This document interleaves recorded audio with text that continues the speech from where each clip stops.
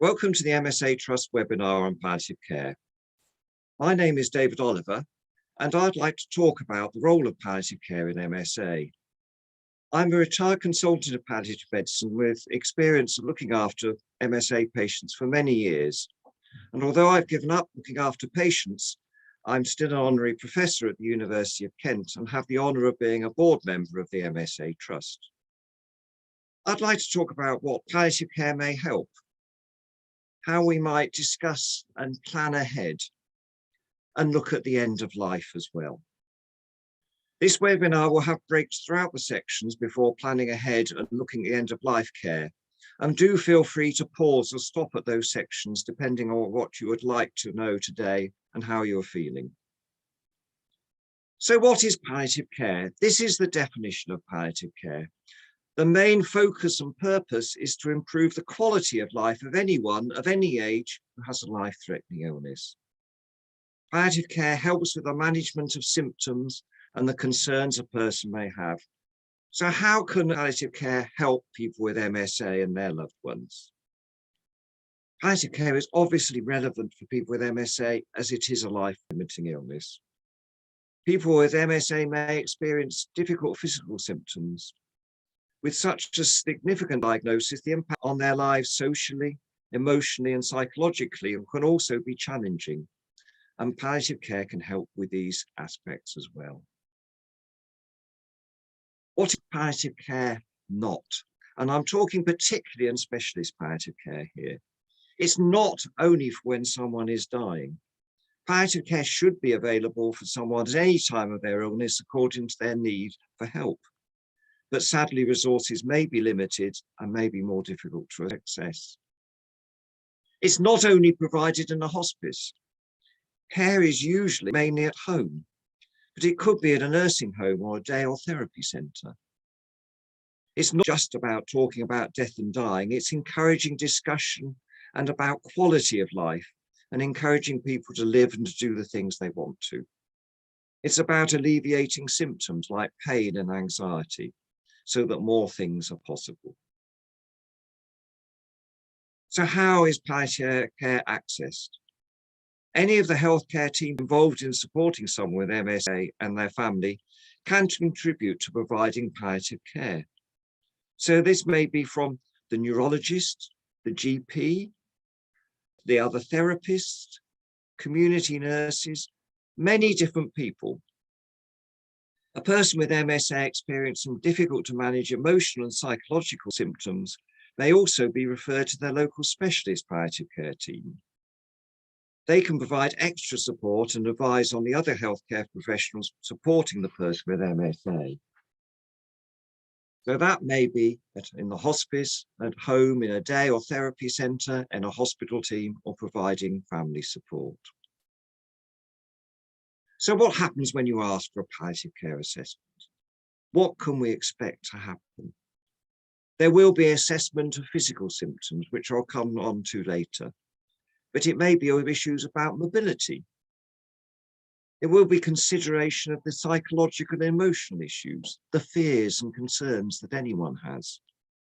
It could be about social issues, the fears of the person concerned, or the concerns about their family. And spiritual issues. That's the deeper issues about the meaning of life. What does it all mean? How do I cope about it? If you do have further questions about palliative care assessment or referral, do contact your MSA Trust Health and Care professional. What symptoms can palliative care try and support with? If we look at the symptoms, they're very common. You may see more about these in the Introduction to MSA webinar. These are the most common symptoms that came out from the MSA Trust 2019 Needs Survey. Pain was common for many people, but there was also weakness and fatigue, rigidity and problems about moving, ataxia, not being able to coordinate movements, problems swallowing, problems speaking, so many different symptoms. These are things that may happen, not that will always occur. It's always very difficult in discussing MSA and when we think and plan ahead, but we have to remember that these are issues that may happen to people. Not everyone faces all these problems. What other symptoms may be considered? There may be the autonomic symptoms, which are due to damage in the autonomic nervous system, which is the system of nerves that control the body's day-to-day functions, including problems with controlling urine, the waterworks, with bowels, with the control of blood pressure, where a person may become very dizzy and unwell when they stand up, or with sexual difficulties. When we look at psychosocial care, there may be many losses with mobility or speech or swallowing to cope with. There may be changes of concentration. The person may have a lot of anxiety or feel depressed. They may be fearful of the disease, especially as MSA is so rare, making it an unknown. When there is information about the disease, there's a lot of information of what may happen, and that can feel overwhelming to some people. Fear of death and dying. Many people, no matter what their age, may not have been with someone who's dying. It's very fearful because what we see on the television and films is often very distressing. But actually, the greater knowledge and the more information we have can reduce these fears. The family will have their own psychosocial issues. Some of these are examples taken from the MSA Needs Survey. Again, fatigue and tiredness, anxiety and depression, the changes in role, someone who may need to do more cooking and cleaning than they used to because the person who used to do them is no longer able. Their own fears about the disease, their own fears about death and dying. There may be fears about financial insecurity. This is something that was very clear in the Needs Survey, but there is help available through the MSA Trust. Emotional changes, the fears, the difficulties of communicating with someone and expressing emotion. And there may be the spiritual aspects. These are not religious. It may be about the deeper meaning of life. Why me? The fears of dying, the fears of death. These do not have easy answers, but by talking about them and discussing them openly, perhaps with someone from a religious group, this may be helpful. So summarising the role of palliative care, it covers a great deal of care that's provided and is really in helping manage some of these symptoms in conjunction with a neurologist and general practitioner. They can help people address the issues. People may not like to talk about their concerns and feelings to their family, but with encouragement, everyone can share their feelings rather than becoming worried or distressed by themselves. Palliative care may be about enabling decisions day to day, or it may be planning for the future and how they'd like to be cared for. As always, it's about supporting the person with MSA and their family, enabling people to get on to do what they want to within reason. Bungee jumping may not be the best idea. It may be necessary to help everyone understand the specific issues. There can be a real need to help professionals understand what MSA entails and how it can be best helped. The next session is going to cover how palliative care can help with planning ahead. Do feel free to pause and come back at any time that's right for you.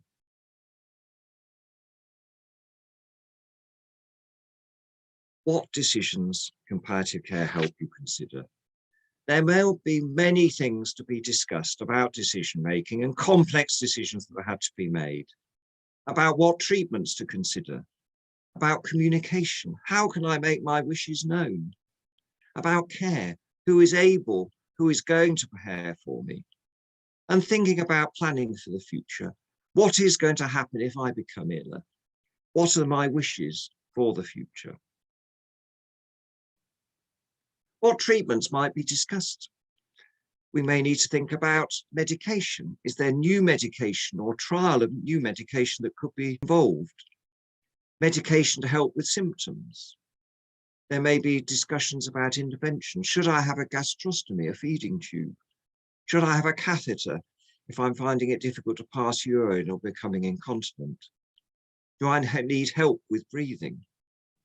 In the future, what would I want or definitely not want in the way of treatment? People with MSA need to make their wishes known, as over time we know that speech can become very difficult, and increasing tiredness may make thinking about care decisions and what you want too effortful to do. Discussing wishes before this point means that the person and those around them trying to support them will know what that person with MSA wants and wishes for. We need to think about what matters most to us while all is well. What is important to us now? Some people may say it's watching their favourite football team or making time with their partner, or maybe it's enjoying seeing the grandchildren. Perhaps seeing football live is less of a priority, but seeing it on the TV becomes more of a priority. Perhaps time with their partner becomes more of a priority. How can we help people maintain their social networks and support systems if they become less well? For instance, if I can't get out by myself by walking, how do I ensure I can get out? What way could I and should I use a wheelchair? How can I best use a wheelchair outside the house? Can I take advantage of accessible taxis so I can move away from my house? And we need to talk about advanced care planning. Advanced care planning is about how we cope if we are incapacitated and cannot do the things that we want to. It's not just talking about the end of life. It's looking at someone's values. Is it important to prolong life as long as possible at all costs? Or if things are getting more difficult, would you want to be kept as comfortable as possible? It's recording these wishes and decisions so that people know if you cannot make the decisions in the future yourself, other people know what your wishes are. And it's always remembering that if someone is able to make a decision, they should make that. We need to think about decision making. Who can help with making decisions? If there is a communication issue, could the speech and language therapist advise on how best to help with communication? Who can help in the making of decisions? Perhaps it's a family member. And importantly, we need to think about some areas that may be important. Where would I like to be cared for? What are my specific needs for the future? What are my specific care needs? Where would I like to die? Where would I like to be cared for? And where I want to die and where I want to be cared for may be two different areas. Have I made a will? Are there specific things about my funeral I wish to be known? It's important to record these wishes while someone is able to discuss them and while they can clearly show, record and confirm their wishes.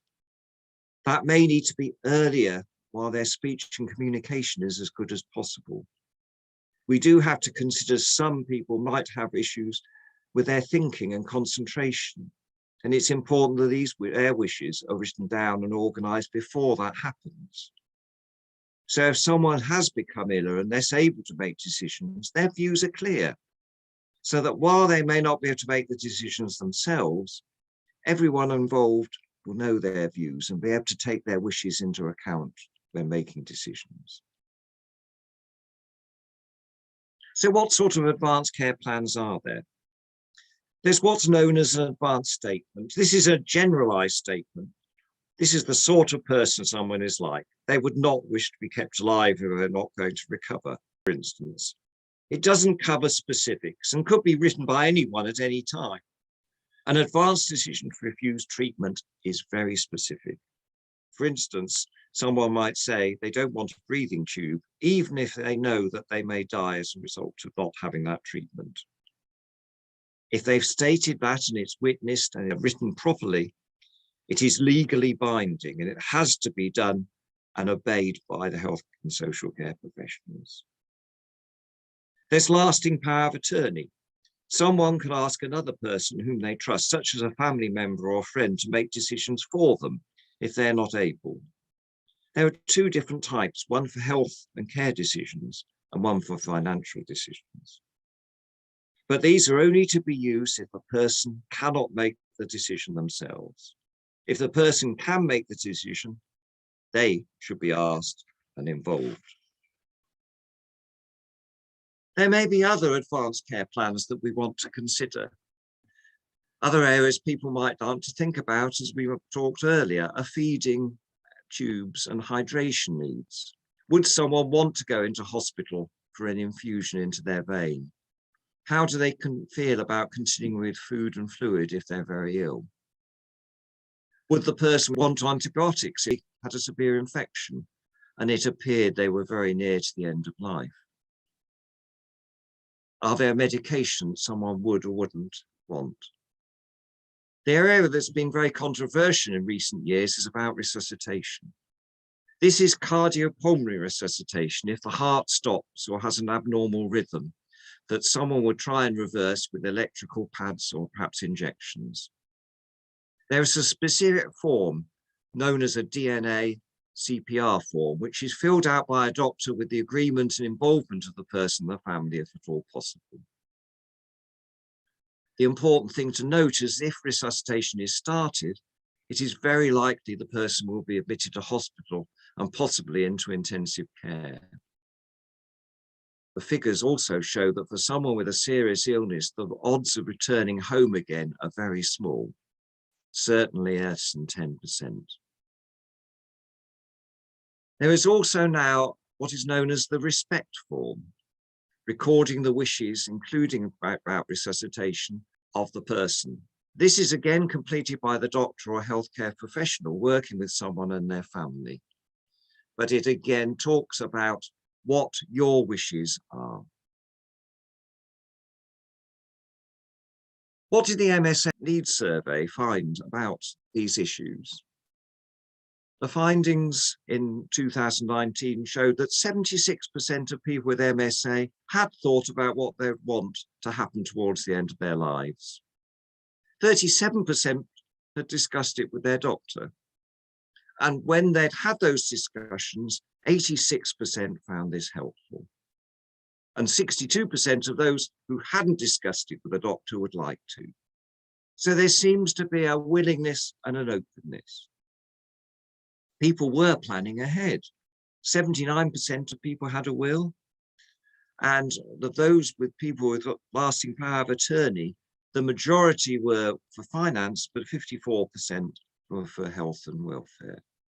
So there were people with MSA were planning ahead. And we need to be thinking about those decisions and our wishes for the future. This next section will look about what may happen at the end of life. So again, please feel free to pause and come back at a time when this is right for you.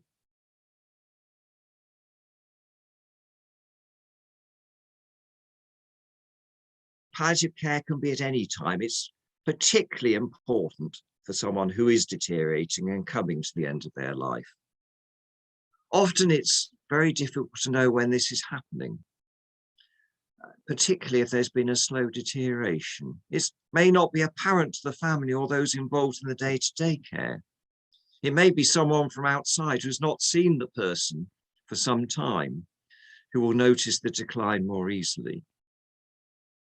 What are the important areas we need to consider?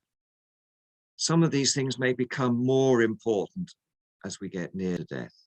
We need to make sure that symptoms are controlled. We need to make sure that stiffness is reduced, of pain controlled. We need to anticipate crises. We need to think ahead. We need to make sure that there is communication with the patient as much as possible, and with the family and amongst the whole professional team. Does everyone realize this person is becoming less well? Because what we may do as professionals should alter as someone becomes iller. And we need to think about that care in advance. We may not want to think about it, but it is important. It allows our wishes to be known, as we talked about in advanced care planning. It allows those aspects of care that may be particularly important at the end of life. Is there music someone would like? Are there particular foods or activities that someone would like? Are there things they would want to communicate with their family or friends? Who's going to be involved? Where are they going to be cared for? Where may they die? Is this going to work at home? Is there a possibility of a hospice admission? Or do we actually need to think of nursing home care if someone is unable to be cared for at home? Perhaps they live alone. And we need to be thinking about preparing for care at the end of life. It is about preparation for everyone. It's preparing family and friends so that if there are loved ones away from where they live, that they can come and see them. If maybe someone who lives far away may need to know earlier so they can come and see the person and be involved. If there is an advanced care plan, does everyone know about it? There's no point in having it if it sits at the bottom of the drawer and no one knows about it. It needs to be known about and easily available. Is there medication to be arranged? Doctors may discuss just-in-case medication that is prescribed and left in the house in order to cope with new symptoms. So it's readily available and there are not delays when it is needed. These discussions have been had with everyone. It sounds an awful lot, but in many ways, I feel it's always like an insurance policy. It's better to have it and not use it than have not arranged it in the first place. Perhaps you remember grumbling about paying for holiday insurance. You never use it. It's what's the point? But when you are unwell on holiday, you are very glad that the insurance was there. Again, let's look at what happened with the MSA needs survey findings in 2019. These again showed that end-of-life issues were discussed and people have been pleased when this had occurred and found it helpful. 63% of family carers had discussed what the person with MSA wanted at the end of their life.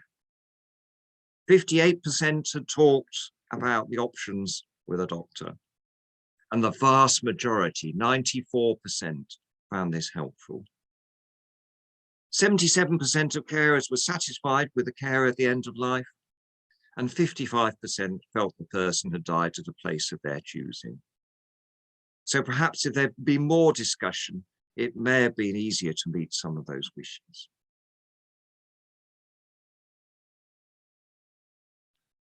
So in conclusion, palliative care can help maintain quality of life. It's about living, not dying. We may need to think and plan ahead. That's called advanced care planning, and it's about being prepared. And we may need to talk. Openness and open discussion may help. I've seen so many families where the person is worrying and their family are worrying, but they're not talking together. Once they've had that opportunity to share those worries, they can be really helped to plan ahead together. We want everyone to be involved and aware and to avoid any situation where decisions are made without careful planning. Decisions made in a hurry, in the middle of the night, in an emergency, are often bad decisions. The aim is to maintain a good quality of life, doing the things we want to do with those close to us. If you would like any further information on this topic, or if any of the content has caused you distress, please contact any of the people listed here, the MSA Trust, your GP or your specialist nurse, or your local hospice team if you're already in touch.